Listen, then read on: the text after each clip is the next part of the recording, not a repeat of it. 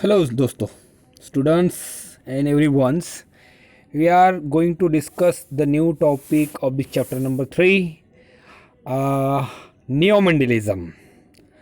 अभी तक हमने देखा मेंडल्स के law of dominance, law of segregation and law of independent assortment. वहाँ पे हमने देखा कि लॉ ऑफ डोमिनेंस क्या कहता है कि द ऑर्गेनिज्म जेनेटिक्स के अंदर में जो जीन F1 प्रोजेनी में एक्सप्रेस करेगा वो डोमिनेंट होगा. लेकिन नियोमेंडलिज्म क्या कहता है, कॉरेंस ने डिस्कवर कर लिया था, जैसे नाम देख रहे हैं, Correns discovered the incomplete dominance in Mirabilis jalapa, जिसको हम नियोमेंडलिज्म भी कहते हैं. मतलब मेंडल्स को पूरी तरह से फॉलो नहीं करते लेकिन मेंडल्स को नकारते भी नहीं हैं. तो इस टॉपिक में हम आज 3 चीज़ पढ़ने वाले हैं नियोमेंडलिज्म के थ्रू. पहला है इनकम्प्लीट डोमिनेंस, मतलब डोमिनेंस तो है लेकिन कैसे है, इनकम्प्लीट डोमिनेंस है. कॉरेंस ने कहा the Correns discovered the incomplete dominance in mirabilis जलापा. ये छोटा सा प्लांट होता है जिसमें प्यारे प्यारे फूल खिलते हैं. मिराबिलिस जलापा बहुत कॉमन सा प्लांट है, इसमें ये मिलता है incomplete dominance. It also called the partial dominance. इसको पार्शियल डोमिनेंस भी कहा जाता है क्योंकि यहाँ पर ना डोमिनेंट ना रिसेसिव, दोनों का मिला जुला प्रारूप उसमें नजर आता है, या सेमी डोमिनेंस भी कहा जाता है.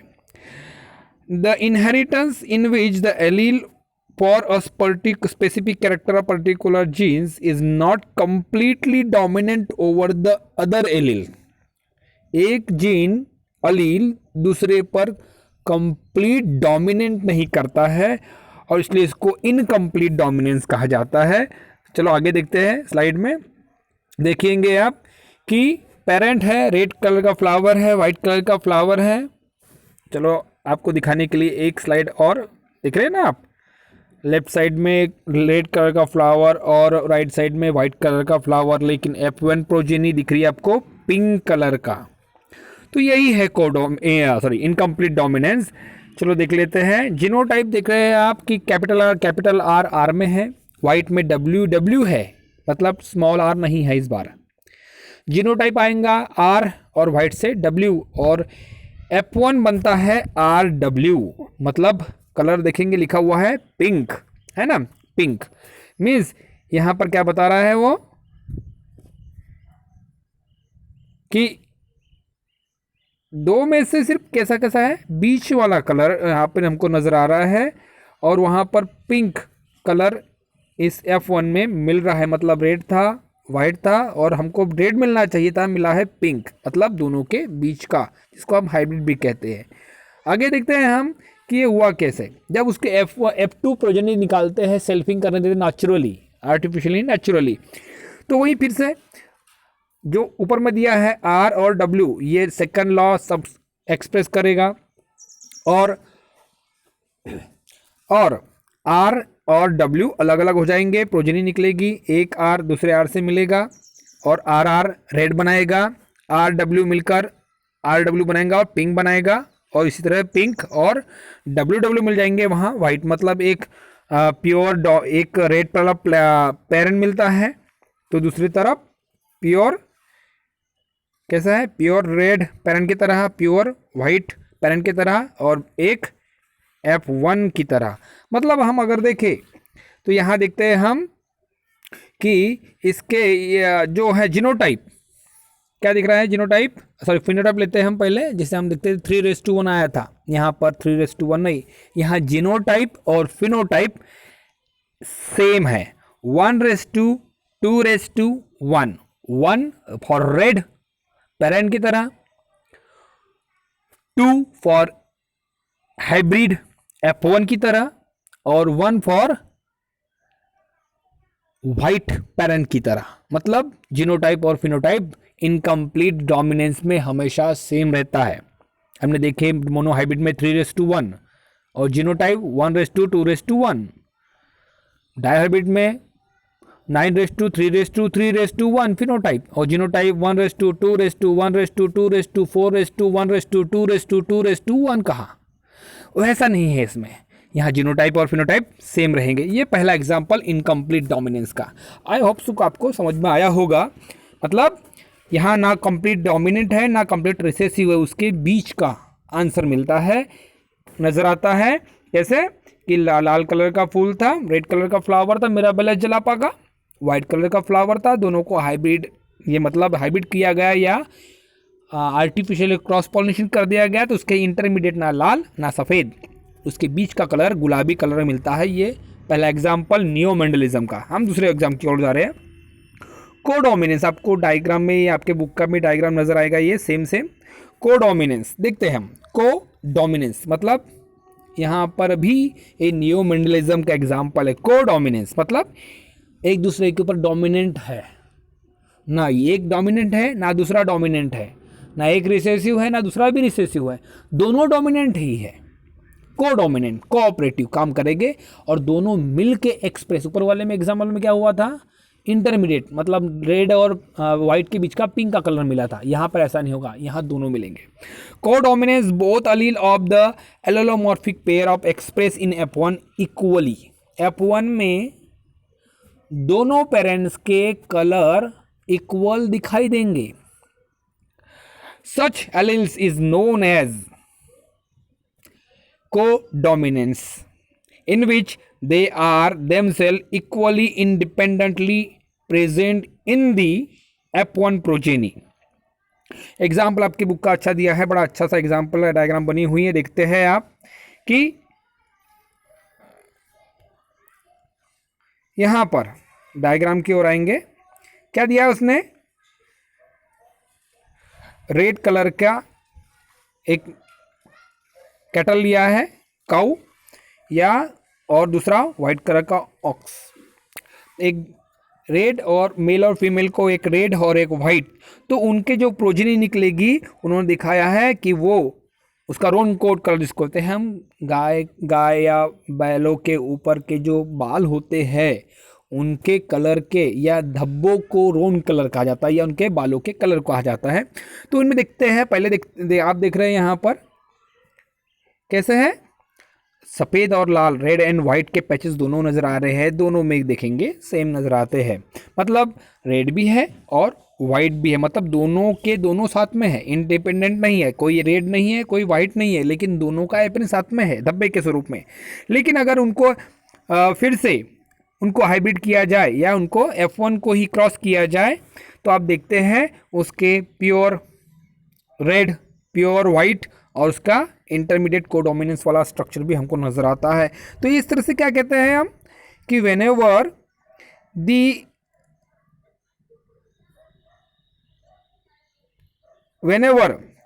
the genes are expressed equally, then such alleles or genes is known as codominance और such नियोट्रॉपिक या नियोमेंडलिज्म को कहा गया है कोडोमिनेंस।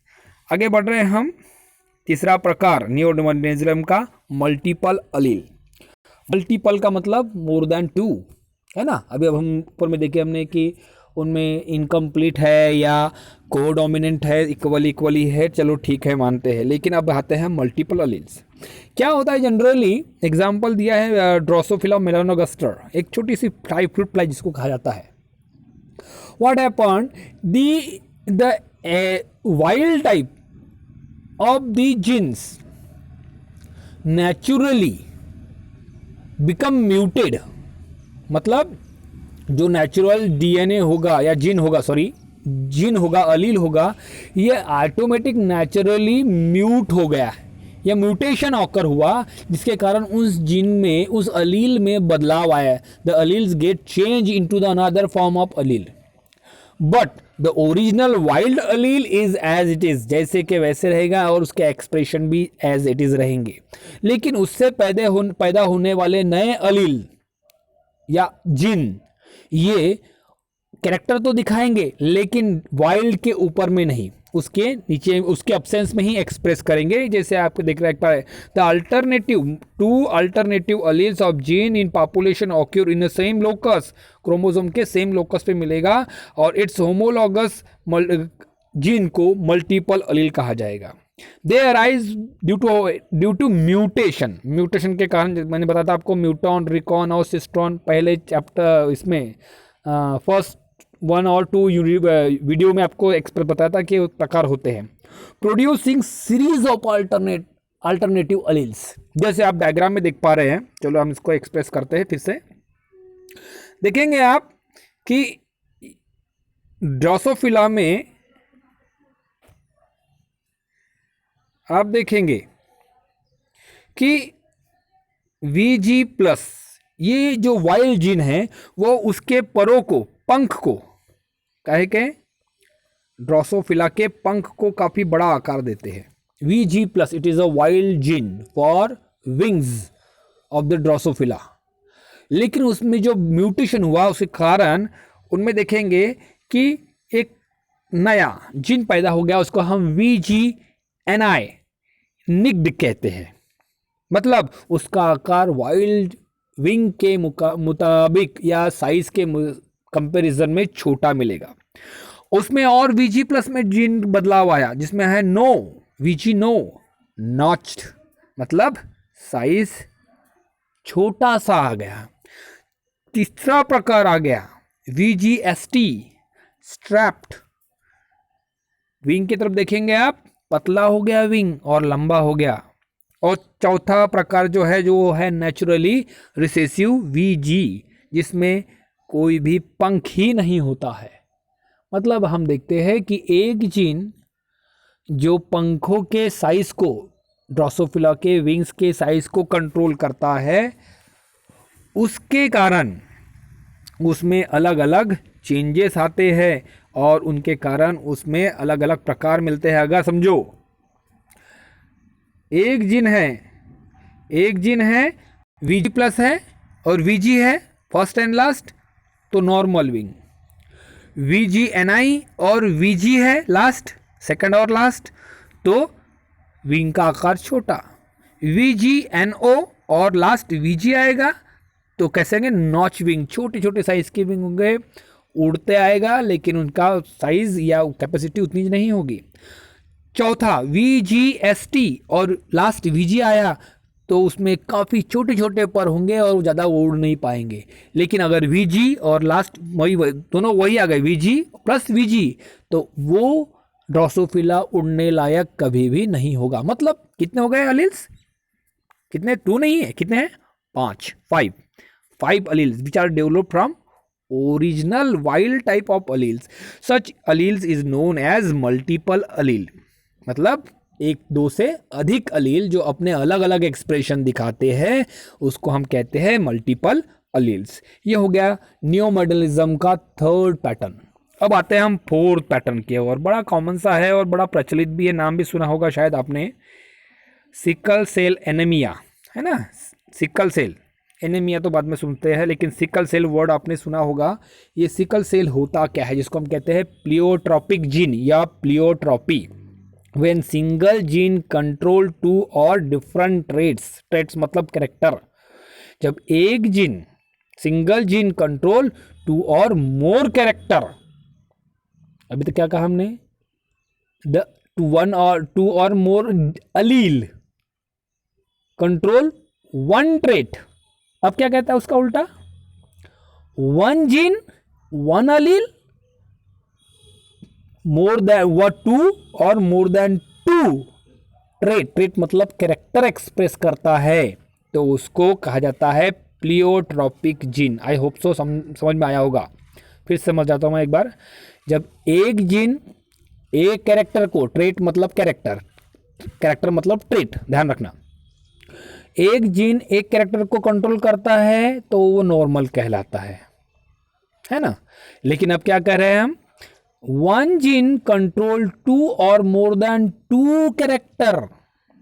एक जीन 2 या 2 से अधिक कैरेक्टर को एक्सप्रेस करता है, एक्टिविटी दिखाता है, तो ऐसे जीन को प्लियोट्रॉपिक जीन या फिनोमिना प्लियोट्रॉपी कहा जाता है।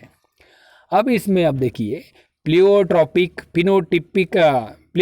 रेशियो इज 1:2 और केमिकल से 1:2 दिया है, और हम जीनोटाइप पढ़ते हैं 1:2:1, और इंस्टेड ऑफ 3:1, 3 को 1 के बजाय दो को एक, मतलब एक कम है। अब कम क्यों, कैसे हम देखते हैं।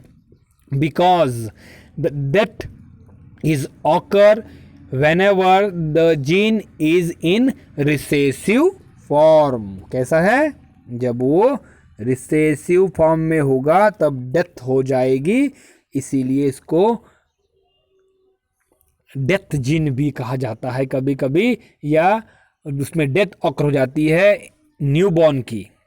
Disease is example is given sickle cell anaemia caused by HbS gene. HB normal होता है, HbA normal, HbS is S for sickle cell. अब आप आई होप सो कि सिकल का सिकल सेल का मतलब आपको समझ में आ जाए। फिर से एक बार समझाता हूँ कि RBC का स्ट्रक्चर हमेशा सर्कुलर होता है, लेकिन इसके इस हीमोग्लोबिन को बनाने वाले दो जीन होते हैं। ये दो जीन में अगर डिफेक्ट आ जाए तो सिकल अपना RBC का स्ट्रक्चर सर्कुलर ना होते हुए सिकल शेप बन जाता है, जैसे आप डायग्राम में देख पा रहे हैं। इसलिए इसको सिकल सेल जीन भी कहा जाता है।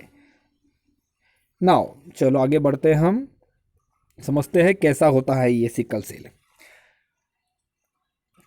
पेरेंट को दिखाया है, यहाँ पर एक ही टाइप दिया है, हम अगर दूसरा टाइप समझे तो हम समझ में जाएंगे। मैं पहले आपको ये जो दिख रहा है स्क्रीन पर मैं वही समझाता हूँ, बाद में और एक एग्जांपल लेके आपको समझाने का प्रयास करता हूँ।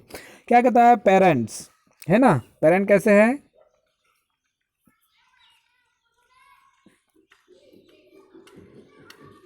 पेरेंट कैसे है, एक HbA HbS HbA SBS दो पेरेंट है, मेल और फीमेल, जो दोनों के दोनों कैरियर है। कैरियर मतलब समझे, साइकिल में पीछे कैरियर होता है, कैरियर मतलब कुछ ले जाने वाला है ना, कुछ ले जाने मतलब ढोने वाला, तो उसको कैरियर कहते हैं। तो यहाँ पे कैरियर क्यों कहलाता है, HbS के कारण।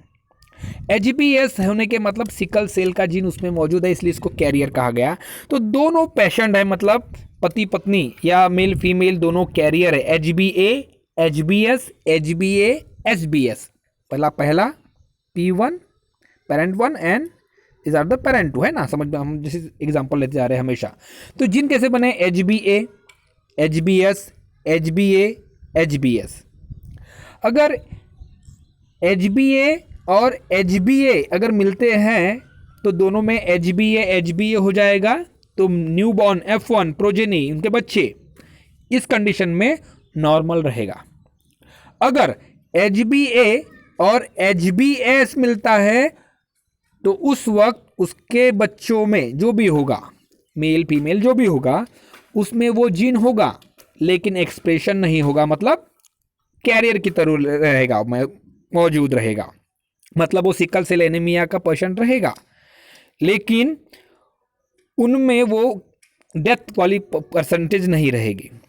HbS और फिर से HbA फिर भी कैरियर कहलाएगा, उसमें भी वही सिम्टम रहेंगे, लेकिन HbS और दूसरे पेरेंट्स का HbS जीन आ गया तो उस वक्त दोनों के दोनों हीमोग्लोबिन को कंट्रोल करने वाले जीन डिसीज वाले, या हम समझेंगे सिम्टम पैदा करने वाले होंगे, और ऐसे वक्त वो इनबॉर्न या बेबी माँ के गर्भ में या पैदा होने के तुरंत बाद मर जाएगा, डेथ इज ऑकर।